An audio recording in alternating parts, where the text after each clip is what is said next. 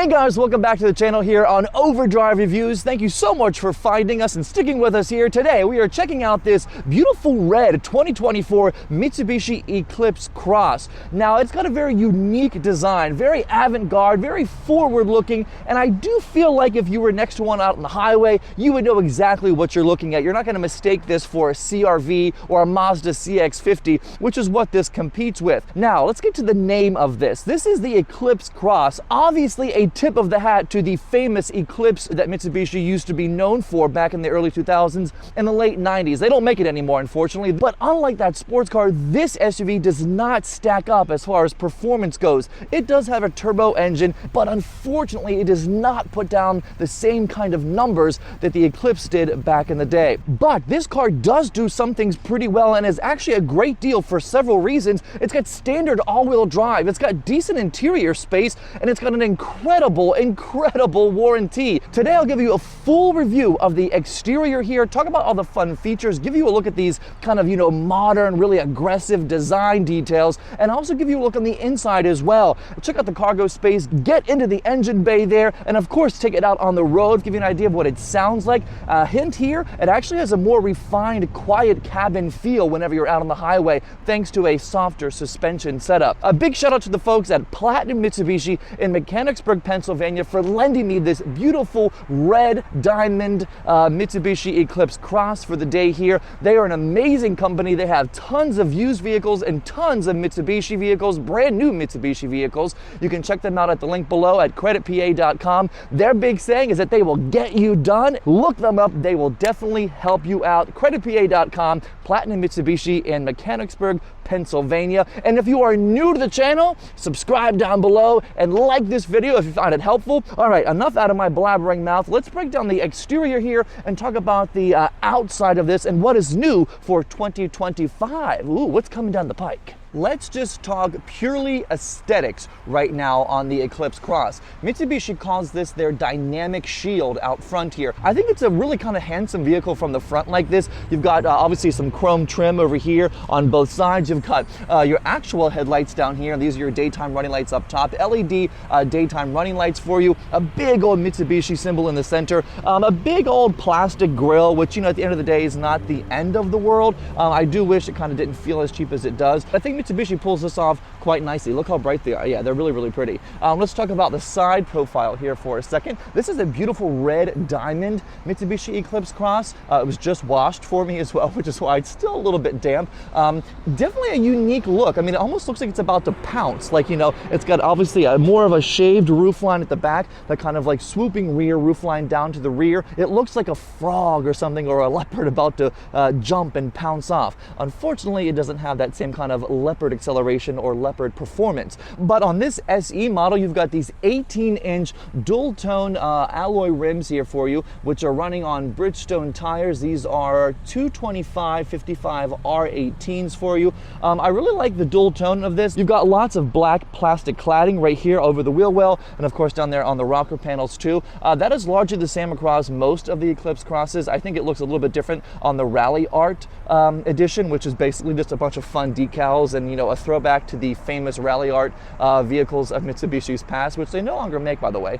Back here, what I call a very Volvo-esque rear end. These big old tail lamps that climb the rear windshield here. It's one of those signals that's like, oh yeah, that's obviously an Eclipse Cross next to me or in front of me in traffic. When this first came out, this Eclipse Cross, it had a bar right here, and then the windshield was separated into two pieces of glass. After like a year or two, they got rid of that because people were complaining it would like really mess up your rear vision when you're looking in the rear view mirror. And now it is one big pane of glass, and that comes over unchanged from the 2023 and earlier model years. This again is the SE trim. Look at this. This is really kind of a cool angle here. I like this quite a bit. This big old spoiler makes it look more sporty than it really is. And let's also talk pricing while we're back here too. So it starts around $28,300 for the ES trim that I mentioned, to just over $33,000 for that Rally Art model. The SE starts around $31,000, the SEL around $32,000, and they're basically, in my opinion, those are your best bets. You don't want the base model. You don't really want to spend all that money for a crazy rally art edition with just decals on it.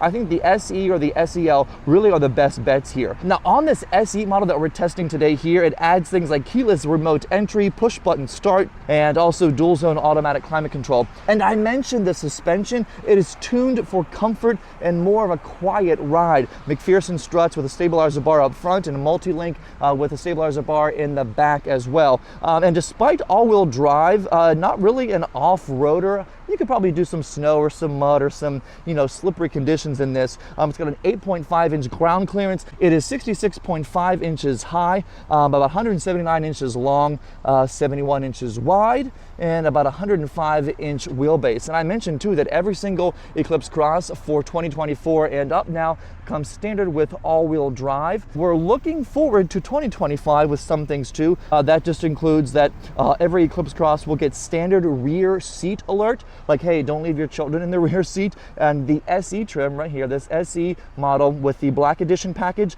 gets a new front lip and spoiler. $32,000 for a vehicle that has all-wheel drive, decent fuel economy, and some nice gadgets and gizmos on the inside. It looks sportier than it really is. Let's talk about that performance and what is powering every Eclipse Cross by hopping under the hood. Let's go. So like I mentioned multiple times now, if you're seeking thrill and sport, yeah, look elsewhere.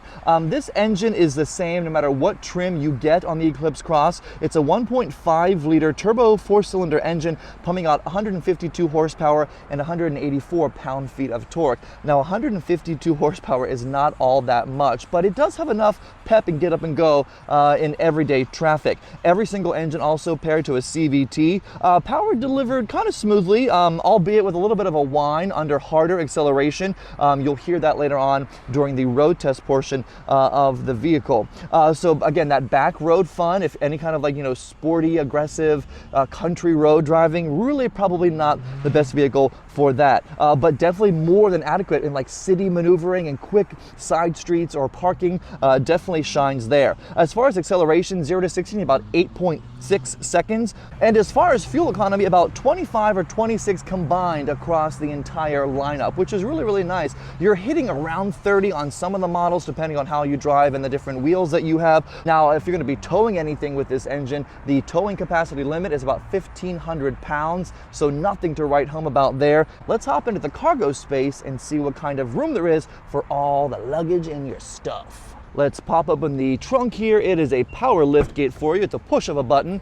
Opens nice. Again, $32,000 and you get a power lift gate. That's quite nice. I really enjoyed that. 23.4 cubic feet of space back here behind the second row of seats. And with the second row down, it's just a pull of a lever right here. It is not a full flat either. That increases to 50 cubic feet of space. Let's move this privacy cover so you get the idea of what this fully looks like. 50 cubic feet of space here in the back with the second row of seats down, 23.4 with them up. More than enough room for the average driver, I would imagine. Definitely not a totally flat rear seat that goes down. It's definitely more of a 60-40 split. So keep that in mind too. But you do have a big old spare tire underneath this floor here. Kind of a flimsy piece of material covering this up, but you do have a spare tire and all the equipment needed to change said spare tire down in here as well. If that tire is gone, you've got some storage space. There is no other little cubbies back here. There's nothing here and there's nothing here. This is obviously one of those nets that comes with the car, but there's no little cubby or anything else. This is pretty much it, but definitely enough space for a, an SUV of this size. And of note too, which I love, is that this seatbelt disconnects from the seat, so it's not still in your way when you're trying to pack boxes and things in here. It just detaches right there and then retracts into the molding in the back here. That is it for the trunk. Let's hop up into the front seat and talk about all the gadgets and gizmos Mitsubishi packs in here for $32,000. Push of a button here. Let's close the rear trunk lid. All right, let's get moving. How I describe the interior is you kind of get what you pay for. Now, it's not a bad thing. You're spending $32,000. Okay, it's still a lot of money in the large scheme of things, but yeah, you're not really getting the same level of, refinement and finish that, Mazda or Honda or other competitors really offer. A lot of plastic in here, a lot of just hard plastic that's really tough to kind of keep clean and keep nice without streaks and different, finger marks on them. You got all your buttons over here for you've got some attempt at carbon fiber inserts here and near the window switches. You only have an automatic driver up and down window, which is kind of weird. I mean, I think economy cars even have more options than just the driver window. But this is a nice little, fake piece of leather right here for your armrest.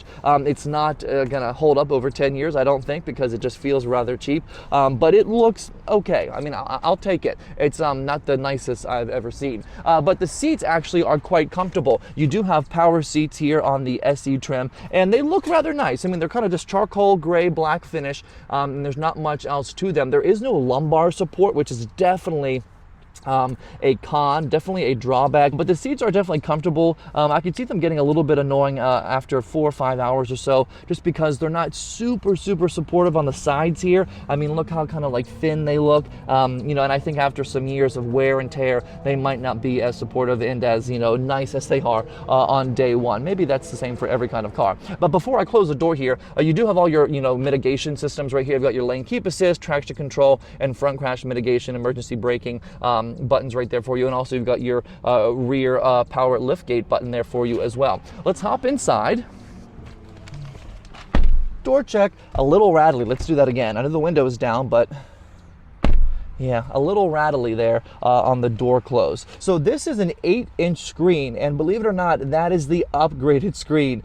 Every single Eclipse Cross has the 8-inch screen except for the base model. The ES has a 7-inch screen. Yeah, 7-inch screen as standard in today's world on a car that costs $30,000 is just a little astronomically stupid in my opinion, but I don't know, Mitsubishi's trying to cut costs, I suppose, or keep costs down. Anyway, it is a push button start. The button is hidden right behind this windshield wiper stalk, and to me is definitely in the wrong location. But let's push that. A nice easy start for you here. Nice gauges, they've been updated for sure. The font looks nicer than it used to, and it's a very simple interface to interact with. And as far as that little center screen right here in the center, you have to actually use buttons that are down here beneath, or behind rather, the turn signal. You have to use these buttons over here to cycle through that center screen there to things like maintenance, your all-wheel drive system, your average mile per hour, your different trip things, how many miles still empty. So you have to use these buttons over here. They're not on the steering wheel like you might think, because every other car basically does it that way. This obviously over here is for some automatic cruise control changes right here. That's a little stalk that you'll have to use. Every single Mitsubishi wheel kind of looks the same now. I'm kind of glad they've standardized it. But at the same time, it's an outdated feel to me. I mean, it's full of, not the greatest materials. It feels okay to the touch, but after 3-4 years of grime and stuff, I'm not sure these materials are really gonna hold up. You do have your hands-free phone over here, out loud speaking command button. You do have then, of course, volume and track changes for your music and entertainment. Back to the center screen here, very easy to use. It's kind of a very simplistic design. It looks like something from Microsoft 2005 or something like that. It does not look like it's something that should be offered in a 2024 model year vehicle. That said, there is still navigation on this particular Eclipse Cross. You got your media and your phone as well. It's extremely easy to use. It's at a good location. It's in your eyesight, which is nice, and it's nicely sloped or nicely slanted, I guess. You do have, of course, your dual zone climate control, automatic climate control down here for you underneath. It's definitely hidden under this little bit of a ledge where you've got your four-way flashers and things like that. So it's kind of a little tough to get to, especially when you're when the gear shifter is in park. You have to move it out of the way into drive to actually get to everything and actually see everything, which I think is kind of a bad design flaw. Anyway, the buttons are easy to use once you do figure out a way to reach it. You do have USB ports down here. No USB-C, I don't believe, in this vehicle, which is kind of weird because most cars now are coming standard with USB-C ports, but I digress. Eco mode button for you there as well. There are heated seats in this Eclipse Cross. Those big chunky buttons that Mitsubishi has been using for years are still the buttons that they have in this brand new vehicle. Standard all-wheel control button for you right there as well. parking brake and automatic hold. All of this trim and nicely designed around the gear shifter looks nice. It looks good. It looks, you know, an attempt at higher end, but again, cheaper materials will get marked up, scratched up, scuffed up, and finger marked up like crazy if you're not aware and on top of it. A little bit of a storage cubby down here in the center armrest, which does not move, go up and down at all. It pretty much just stays where it is. A deeper well for lots of your things, but that's kind of the extent of the cubby space in this vehicle. There's not a ton of storage at all. You don't even have deep wells over here for the side door. I mean, you have a cup holder and enough for maybe, you know, 5 or 6 napkins. You don't have a ton of space in this vehicle to put things. These cup holders, by the way, nice and deep. They, to me, will hold, you know, largely any kind of cup that you put in there, which is really, really nice as well. A big old glove box over here for you, multi-tiered, multi-level. You've got, you know, up here you've got your manual, I believe, and then down below you've got other places to put other books and things. So a rather large glove box, which is nice. Up here on the dash, more cheap material for sure. I could see it getting dusty and oily and all messed up rather quickly, again, if you're not on top of it. But again, keeping prices down. You know, they got to cut corners where they got to cut corners, and they obviously chose to put some harder, cheaper plastic in these cars than compared to other competitors. There is some nice trim right here. You can see behind here, it's a carbon fiber, fake carbon fiber attempt. I do not believe it's real. It does not feel real at all. But overall, a comfortable cockpit, not a ton of room, not a ton of refinement, but for $32,000, it might be more than enough for the average person. All right, so let's hop behind the wheel out on the road and take this thing for a test drive and show you what it sounds like, what it feels like in everyday traffic. In everyday traffic, I mean, this car is really just kind of unspectacular and unremarkable. Nothing horrible, nothing special at the same time. It's very middle of the road, and I think a lot of folks, that's kind of what they want. You know, they want affordable. They don't want too complicated to, you know, maintain, to work on, and to own. And this car maybe satisfies that segment of buyers perfectly. The suspension, as I mentioned, is definitely soft and makes for a quiet ride. It's definitely tuned for a, you know, more refined cabin feel than it is a sportier, enthusiastic driving experience, because there is some noticeable body roll around corners.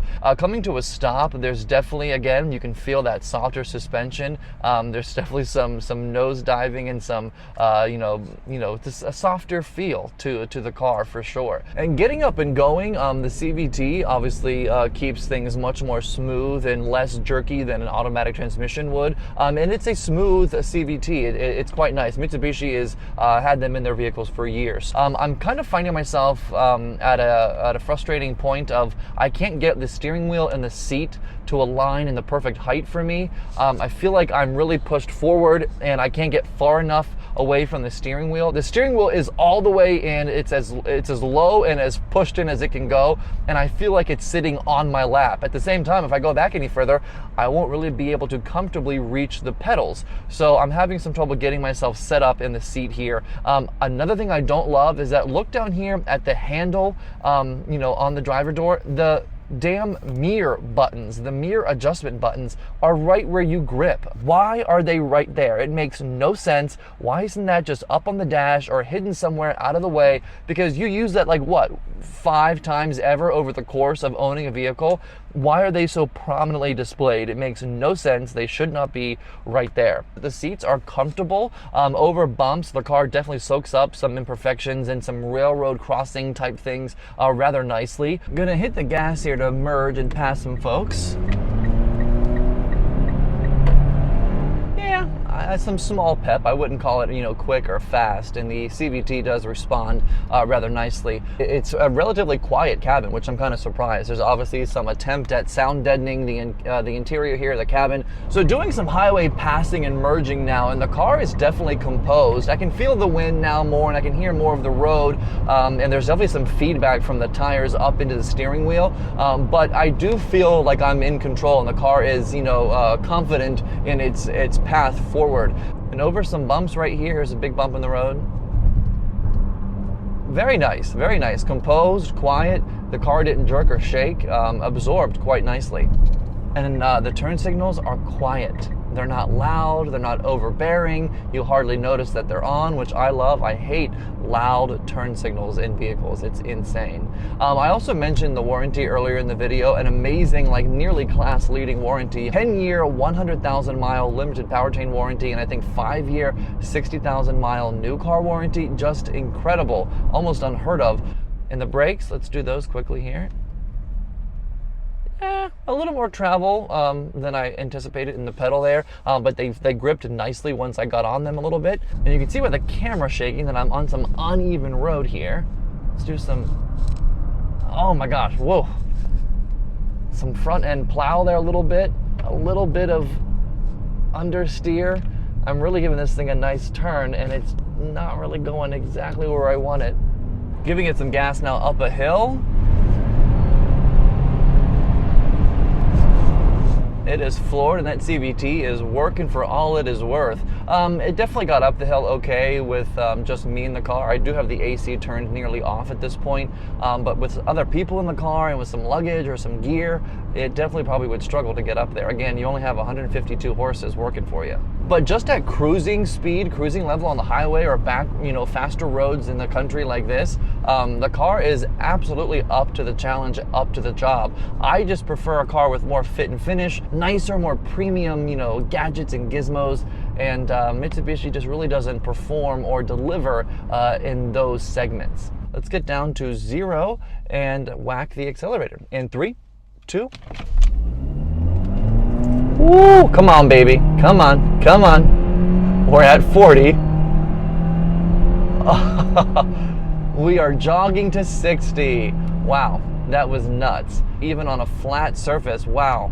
Definitely had to yank this thing out of bed to get it going up to 60 miles an hour. I apologize for folks watching this that I sound like a broken record, but just want to really drive home that the Eclipse Cross does not have the same kind of performance as its competitors. The Mazda or the CX-50, which I, by the way, test drove and reviewed a few months ago, it is a much more performance-friendly and enthusiastic driver-friendly vehicle. So despite that lack of performance and overall fit and finish, this is still a good steal if you want to save a little bit of money, have a great warranty, and have a vehicle that does not have a lot of maintenance costs or involvement. It's very simple to drive and very simple to own. A huge shout out again to the folks at Platinum Mitsubishi in Mechanicsburg, Pennsylvania. CreditPA.com. They will get you done. They are amazing. Check them out at the link below. And again, if you like this video, give it a big thumbs up, smash that subscribe button below. I appreciate all the support so far. We will see you on the next one.